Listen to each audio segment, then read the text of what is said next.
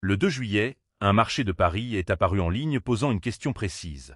Folarin-Balogun jouera-t-il contre la Belgique? Banal. Sauf que ce marché s'est ouvert le jour même où Balogun venait de recevoir un rouge direct contre la Bosnie-Herzégovine. Un rouge entraîne automatiquement une suspension d'un match, donc le jour où le règlement disait qu'il était absent, quelqu'un a jugé qu'il y avait de l'argent à faire en pariant sur son retour. 3 jours plus tard, la commission disciplinaire de la FIFA levait sa suspension. Voici le détail qui transforme une coïncidence en gros titre. 15 joueurs ont été expulsés pendant ce mondial, aucun marché de ce type n'a existé pour les 14 autres, et aucun n'a vu sa suspension annulée. Un organisme international d'intégrité a formellement écrit à la FIFA pour exiger des explications sur ce cas.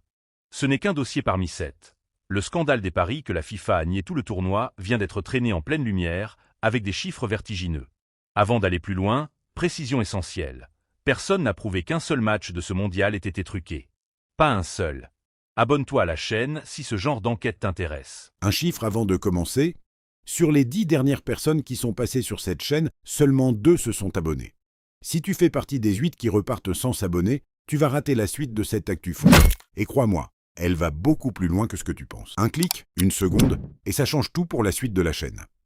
Voici qui porte l'accusation, pas un blogueur avec un tableur.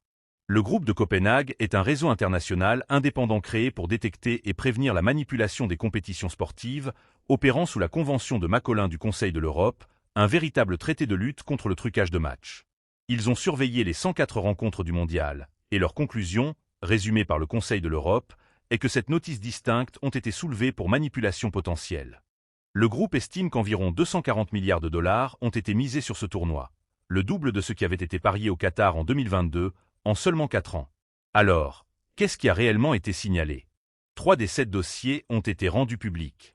D'abord, le carton rouge reçu par le Sud-Africain Tambazwane à la 84e minute du tout premier match du tournoi contre le Mexique, 3 expulsions dans ce seul match d'ouverture mise sur le compte du stress. C'est désormais une ligne dans un rapport d'intégrité. Ensuite, celui-ci devrait te faire tiquer. Polymarket a enregistré près de 4,8 millions de dollars de paris sur le fait que l'Espagne ne batte pas le Cap-Vert en phase de groupe, pas sur une victoire du Cap-Vert, sur une non-victoire espagnole. Le match s'est terminé 0-0. L'Espagne, future championne, n'ayant encaissé qu'un seul but sur tout le tournoi, tenue en échec par la coqueluche du mondial. Enfin, une revue vidéo de plus de 3 minutes a annulé un but de l'Espagnol Ferran Torres lors de la victoire 4-0 contre l'Arabie Saoudite, pour un match déjà plié. Dans un monde où l'on parie sur un but ou un carton précis sans incidence sur le résultat final, un but annulé plusieurs minutes après avoir été marqué, c'est exactement le genre d'événement qui fait bouger l'argent. Il faut comprendre comment les paris sur le football ont changé. C'est tout l'enjeu. Alain Berset, secrétaire général du Conseil de l'Europe, l'a résumé dans une lettre publique le jour de la finale. Les paris ne portent plus sur le résultat d'un match, mais sur des instants qu'un seul joueur peut produire sans changer le score. Truquer un score nécessite une conspiration. Faire bouger un marché sur un carton précis ne demande qu'une personne prenant une décision que personne ne songerait à questionner. Le verdict de Berset tient en 6 mots. C'est une porte ouverte à la fraude. Ce tournoi a cristallisé tout ça pour une raison précise. Pour la première fois, le groupe de Copenhague a dû surveiller en continu des plateformes de marché prédictifs comme Polymarket et Kalshi, cette dernière étant partenaire officiel de la FIFA. Ces plateformes permettent de parier sur une quantité énorme d'événements, souvent anonymement, avec des méthodes de paiement difficiles à tracer, dans un enchevêtrement réglementaire qui change selon la juridiction.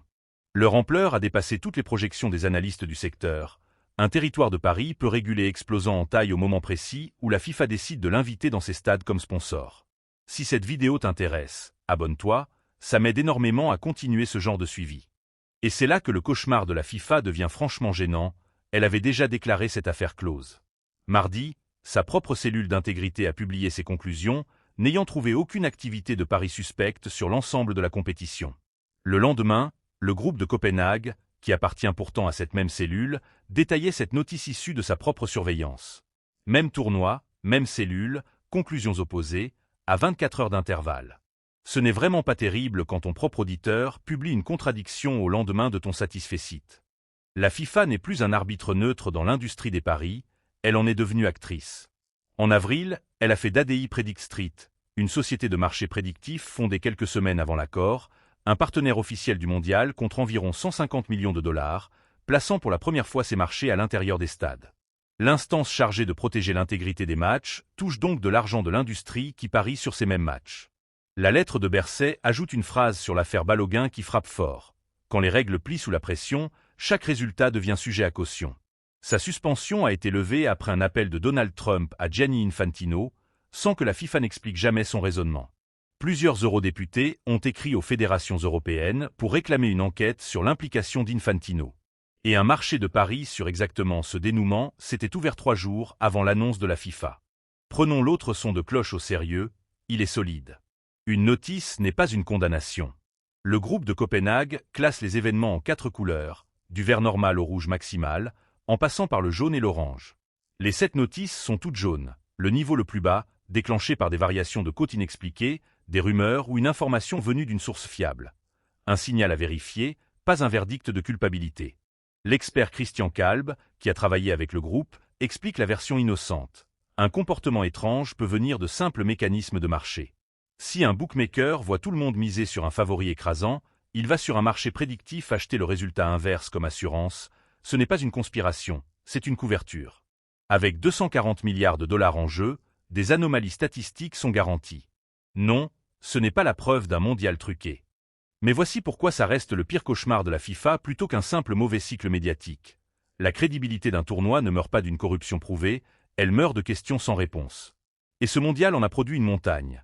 La revue vidéo à rallonge, un but égyptien refusé contre l'Argentine ayant provoqué des plaintes officielles, une équipe d'arbitrage entièrement argentine désignée pour le quart de finale de la France, la suspension de Balogun envolée pendant qu'un joueur anglais écopait de 2 matchs pour une faute quasi identique.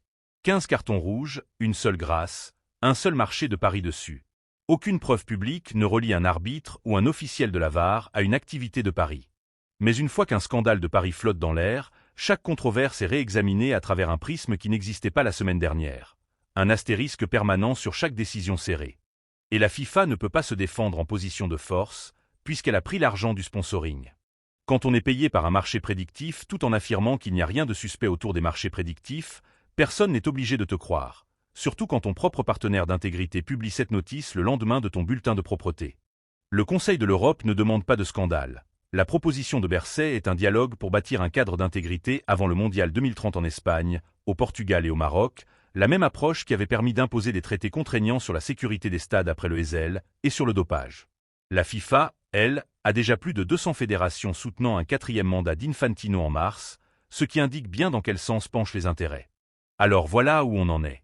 Personne n'a prouvé qu'un seul match de ce mondial ait été truqué, et je le répète parce que c'est vrai. Mais la FIFA a passé tout ce tournoi à dire que questionner les arbitres était irrespectueux, que ces officiels ne pouvaient être influencés par personne, que le tableau des paris était parfaitement propre, avant qu'un organisme indépendant adossé à un véritable traité anti-trucage ne publie cette notice, n'exige des explications sur l'affaire Balogun, et ne souligne que le seul carton rouge du tournoi ayant son propre marché de paris est aussi le seul à avoir été effacé. Le vrai cauchemar, ce n'est pas que la FIFA ait été prise en flagrant délit de trucage. C'est qu'après cet été, elle a construit un mondial où beaucoup de gens seraient prêts à le croire si c'était le cas. Donne-moi ton avis. Coïncidence et bruit de marché, ou quelque chose qui mérite vraiment des réponses?